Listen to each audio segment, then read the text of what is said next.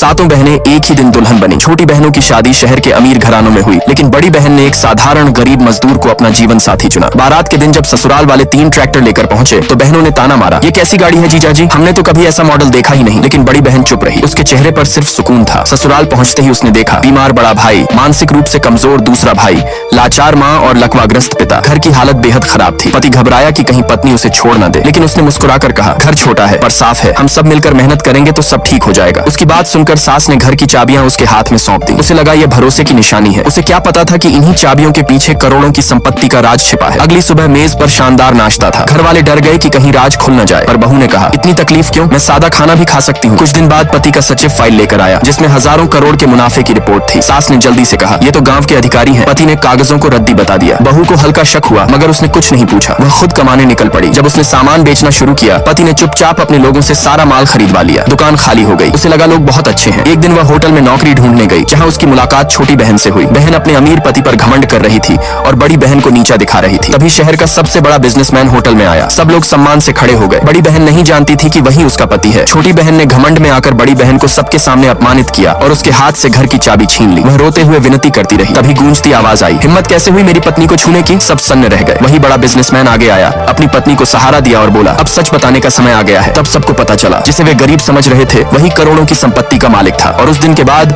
सातों बहनों की किस्मत सच में बदल गई।